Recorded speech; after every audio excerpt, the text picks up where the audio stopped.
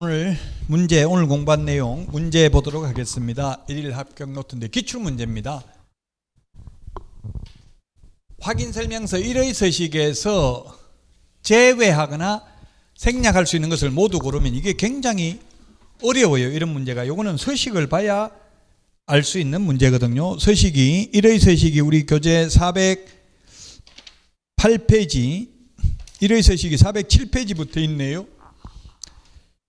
그 취득시 이게 어디 보면 나오냐면 거기 서식 기재요령 411페이지에 보면 기재요령이 나와 있어요. 411페이지에 보면 기재 내용이 나와 있는데 취득시 부담할 조세의 종류 및 세율은 412페이지에 10번에 보세요. 412페이지 10번에 보니까 취득시 부담할 조세의 종류 및 세율은 중개가 완성되기 전 지방세법 내용을 확인하여 적습니다. 가로하고 임대차의 경우에는 제외합니다. 이렇게 돼 있죠. 왜 그래요? 취득세를 임차인이 내는 건 아니잖아요. 취득세는 주인이 내는 거잖아요. 매수인이. 그 임대차인 경우는 굳이 취득세 얼마다 말할 필요는 없다는 이야기입니다. 그래서 제외되는 거 맞습니다. 그 다음에 개별 공시지가는 그 바로 9번에 있네요. 교과서 412페이지 9번에 거래 예정금액 등의 거래 예정금액은 중개가 완성되기 전 거래 예정금액을 개별 공시지가 및 건물 공시가격은 중개 완성되기 전 공시된 공시지가 또는 공시가격을 적습니다. 임대차의 경우에는 개별 공시지가 및 건물주택 공시가격을 생략할 수 있습니다. 이렇게 돼 있죠. 이 공시가격도 다 세금하고 관련되거든. 세금이 주로 공시가격 가지고 하잖아요. 공시지가 또는 공시가격 가지고 세금 때리죠. 그 임차인이 세금 내는 건 없잖아요. 취득세든 양도소득세든 재산세든 종합부동산세든 세입자가 내는 건 없죠. 그래서 생략할 수 있습니다. 그 답 1번입니다. 1번. 근데 확정일자 부여 현황정보 요거는 생략할 수 있다는 말이 없어요. 확정일자 부여 현황정보 이거는 411페이지 그 6번에 보면 4번 임대차 확인사항은 다음 항목의 9번에 따라 적습니다 해가지고 가번에 보니까 확정일자 부여일, 차임 및 보증금 등의 정보, 확정일자 부여 현황정보 및 국세, 지방세 체납 증명서의 제출 또는 열람 등의 열람 동의로 가름했는지 구분하여 표시하고 임차인의 권리에 관하여 설명 여부를 표시합니다 해가지고 뭐 제외한다 이런 말 없죠. 이거 신설됐습니다. 띠것. 건축물의 방향도 411페이지 맨 위에 있어요. 맨 위에 3번에 있네요. 3번에 중개상물의 표시는 토지대장, 건축물 대장을 확인하여 적고 건축물의 방향은 주택의 경우 거실이나 안방 등 주실의 방향을, 그 밖의 건축물은 주된 출입구 방향을 기준으로 남향, 북향 등 방향을 적고 방향의 기준이 불분명한 경우 남동향, 거실 앞 발코니 기준 이렇게 표시하여 적습니다 해놓고 뭐 제외한다는 말 없죠? 좀 어려워요. 이게 확인설명서 서식을 봐야 되는데 이런 문제가 기출문제 나왔다고요. 1번이 그래서 답입니다. 개별 공시지가 취득시 부담할 조세의 종류 및 세율 이런 거는 임대차인 경우 안 적어도 된다고요.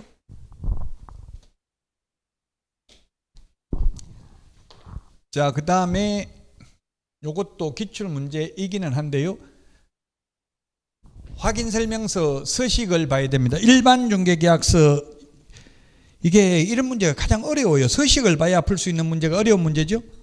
서식까지는 거의 안 보잖아요. 그런데 공인중개사법은 서식도 시험에 출제가 됩니다.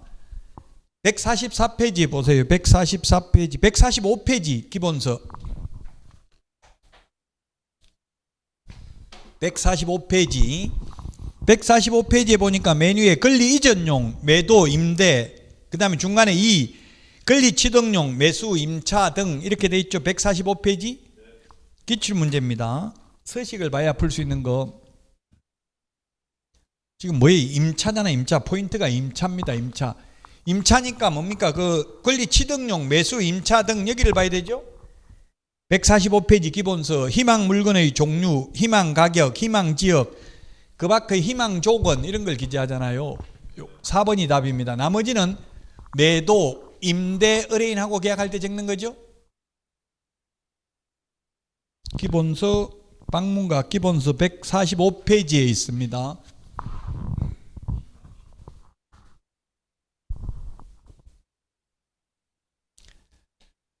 자, 그 다음에 전자계약 시스템 옳은 것은 했는데 대리인에 의한 전자계약 체결은 불가능하다.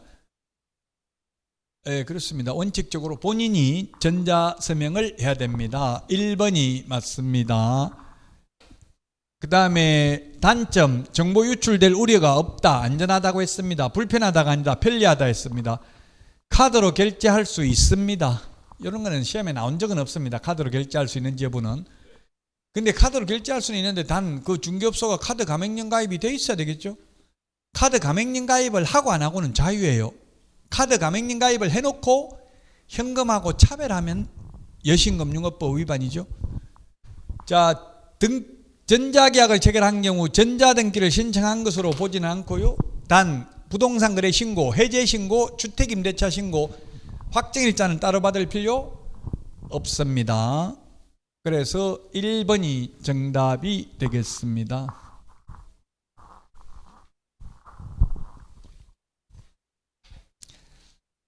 4번 분묘기지권입니다. 옳은 것은 했는데 분묘기지권은 30년이 아니고 장사 등에 관한 법률은 30년인데 분묘기지권은 영구무한히 존속된다. 30년 X고요. 자, 아까 장사 등에 관한 법률이 시행되기 전에 1995년도에 설치됐다 하더라도 지금 현재 20년 넘었다면 분묘기지권이 인정된다고 했죠. 인정되지 않는다. X. 자기 땅에다 묘 설치해놓고 아무 말 없이 팔았다면 이게 경매로 낙찰받는 거라고 했잖아요. 분묘기지권이 성립한 때부터 지료를 지급해야 돼요. 시효취득의 경우에는 성립한 때부터가 아니라 지료를 청구한 때부터 지급한다 했어요. 시효취득은 청구한 때부터.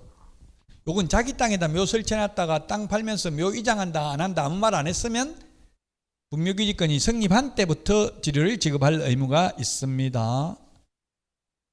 자, 4번 시효취득의 경우 청구한 때부터 지료 지급해야 됩니다. 없다 X고요. 5번도 판례입니다.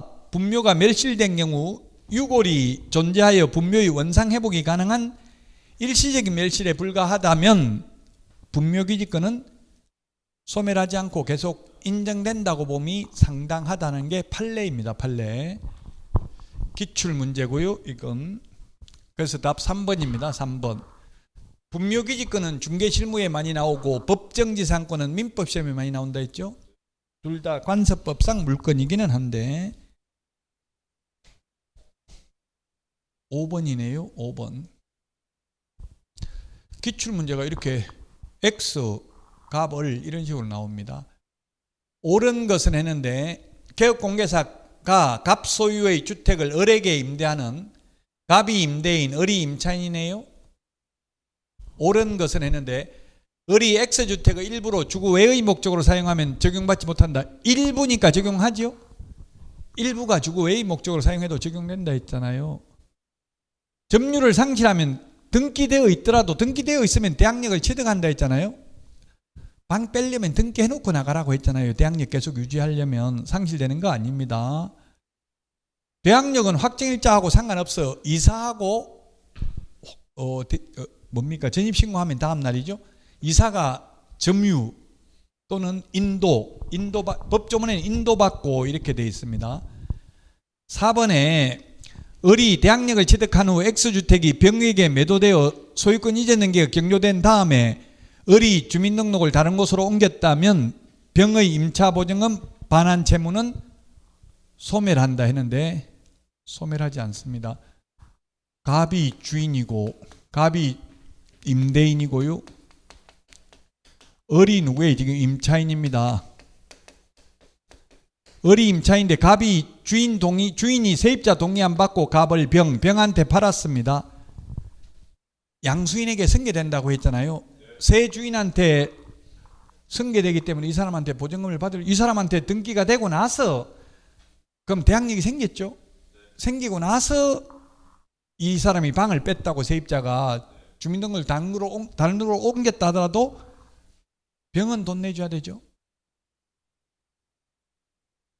다른 데로 옮기고 나서 병이 다른 사람한테 제3자에게 팔았다면, 정한테 팔았다면 정한테는 대항할 수 없겠죠. 좀 어렵나요? 이해돼요? 갑을병, 이건 그림을 좀 그리보고 해야 돼. 그냥 갑을병 하면 뭐 갑이 누군지 을이 누군지 헷갈리니까. 병한테 소유권 이전 등기 될 때까지는 대항력을 갖추고 있었다고요. 그 뒤에 다른 데로 주민등록을 옮겨도 병한테는 돈 내달라 소리 할 수 있다고.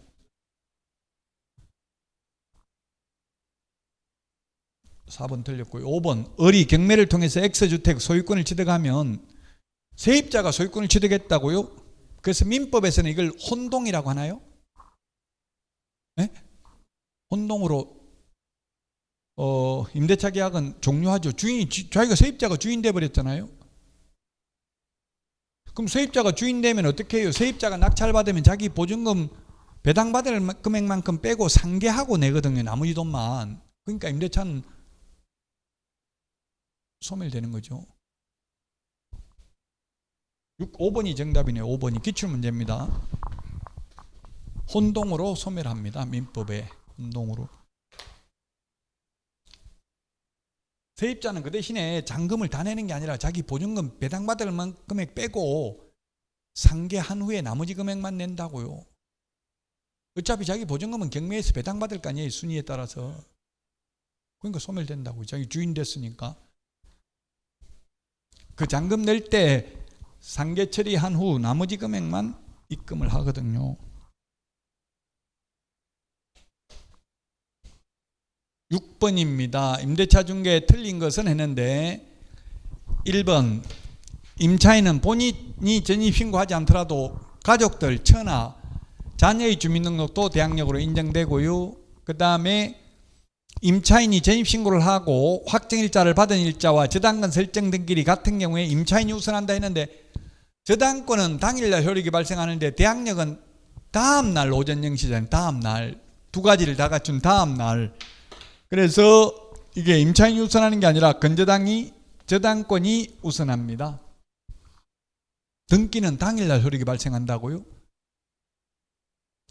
당일날이라는 것은 등기를 오전 10시에 했든 오후 4시에 했든 시각이 중요한 건 아니에요. 당일날 똑같아요. 그건 오전에 10시에 했든. 다만 그 등기한 물건들끼리 다투려면 순서가 있으니까 먼저 등기된 게 먼저 배당받겠죠. 예를 들면 오늘 며칠이죠? 오늘이 4월. 오늘 4월 18일이면 4월 18일 날 저당권이 돼 있고요. 4월 17일 날 전입 신고하고 4월 18일 날 확정일자 받았다면 요 확정일자는 오후 4시에 받고 저당권은 오전 10시에 했다 하더라도 동순이라고. 이게 같은 저당권끼리는 물건은 순서가 있죠. 물건은 같은 날 등기가 됐다 하더라도 먼저 등기된 게 먼저 배당받잖아요.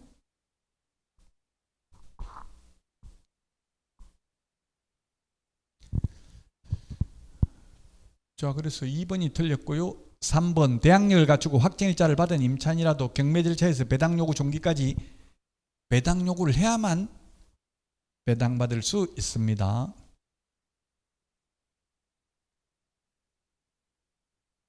아까 이거 4번 사실혼 관계에 있는 자라 하더라도 가정공동생활을 하지 않는 경우 요양원에 모시고 있으면 2촌 이내의 상속인하고 사실혼 관계에 있는 자가 공동으로 생긴다. 2분의 1씩. 근데 모시고 있으면 가정공동생활을 하면 상속인에게만 상속되고 사실혼은 한 푼도 못 받는다 했습니다. 그러니까 어떤 여자분 막 흥분해가지고 그럼 어떻게 하면 되냐고 저한테 묻길래 제가 오빠 임차권 나한테 양도해. 이렇게. 임차권은 채권이기 때문에 양도하면 되죠. 채권 통지만 하면 된다고. 나 사실혼 배우자한테 넘겼다 하고 주인한테 통보만 하면 된다고. 채권 양도는.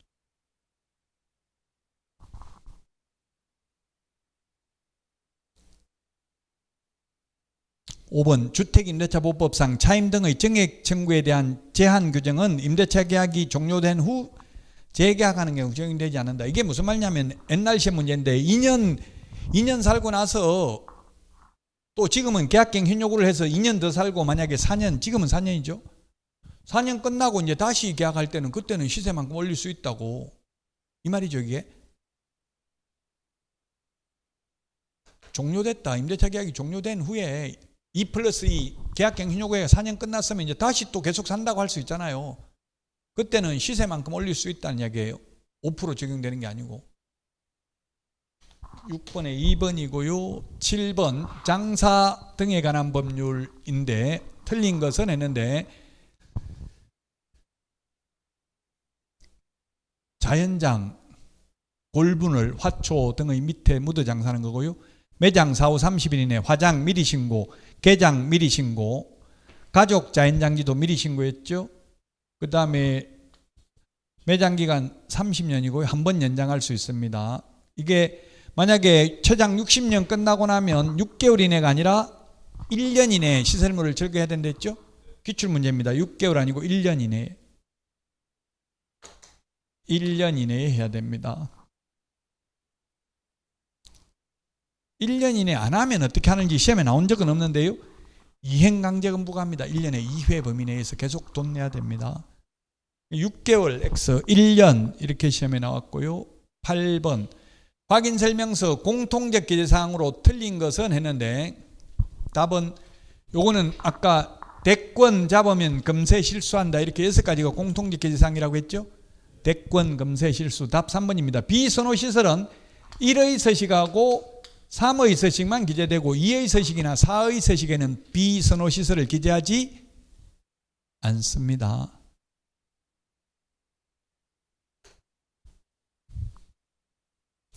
대법원 판례가 장례식장은 비선호 시설에 해당되지 않는다는 판례도 있습니다.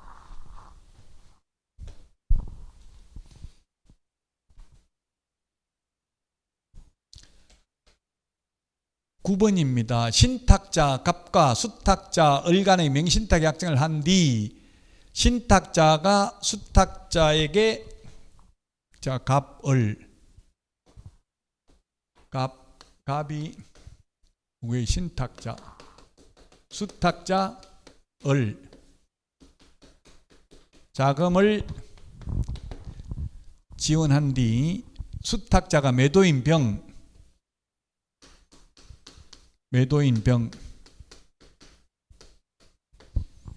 병과 갑과 을 사이의 명신탁 약정을 모름 매매계약을 체결하여 소유권 이전 등기가 을 명의로 격려된 뒤 을이 정과 계약 체결 정의 소유권 이전 등기를 격려하였다. 옳은 것은 이거 명신탁 약정 소위 계약명신탁이죠. 계약명신탁 약정은 무효이고요. 그로 인한 물권 변동 효력도 원래는 무효인데 단 매도인이 선의인 경우라고 했으니까 유효하죠. 유효하고요. 등기도 유효하고 그 다음에 이 을이 수탁자가 제3자 뭐 정액에 등기를 넘겨줬다면 이거는 악의 제3자라도 유효하게 소유권을 취득한다 했죠. 제3자는 선악을 불문하고 유효하게 소유권을 취득한다. 옳은 것은 했는데 신탁자 갑과 을 간의 명신탁 약정 효력은 무효이지만 을 명의로 격려된 등기는 유효하다. 왜냐하면 선이기 답이죠. 신탁자가 선이이기 때문에 신탁자가 선이가 아니라 매도인이 선이이기 때문에 자 그 다음에 수탁자 을과 매수인 정간의 매매계약은 유효하고 정명의의 명신탁 약정 사실을 정의 명신탁 사실을 알았더라면 제3자가 악이라도 유효하다고 했죠. 모든 명신탁에서 제3자는 선악을 불문하고 다 유효하게 소유권을 취득합니다. 취득할 수 없다 X고요. 그 다음에 3번 정명의로 격려된 소유권 이전 등기 효력은 유효하지만 신탁자 갑은 정에게 소유권을 주장할 수 있다. 없습니다. 제3자는 유효하게 소유권을 취득하니까 신탁자가 돌려달라 할 수 없습니다. 모두 횡령죄로 처벌하지 않는다. 모든 명신탁 을 신탁자는 1년 이하의 징역이나 3천만 원 이하의 벌금이 아니라 1억 원 이하의 벌금이죠. 을이 수탁자 수탁자 3년에 1억 원, 신탁자 5년에 2억 원. 그렇죠.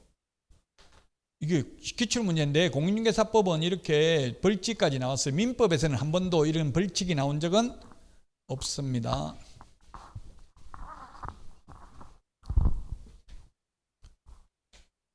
자, 10번입니다. 틀린 것. 요거는 최근 16년간 시험에 나온 적은 없는데 1번이 답입니다.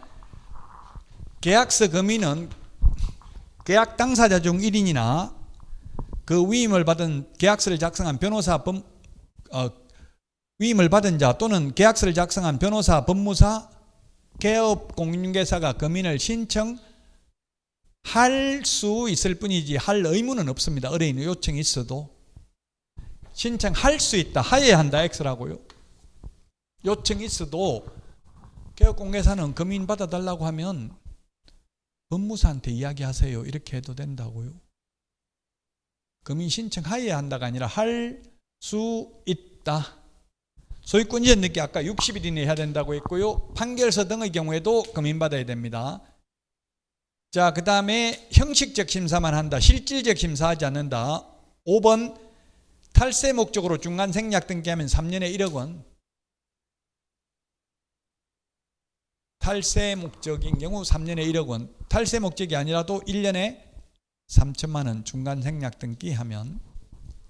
그래서 답은 1번이 정답이 되겠습니다. 계약서 금인은 계약 당사자 중 1인이나 그 위임을 받은 자, 계약서를 작성한 변호사, 법무사, 개업공개사가 금인을 신청하여야 한다가 아니라 할 수 있다. 자, 여기까지 하고요. 이제 다음 주가 3, 4월은 마지막이네. 3, 4월 마지막. 다음 주에 뵙고 오늘 마치도록 하겠습니다. 수고하셨습니다.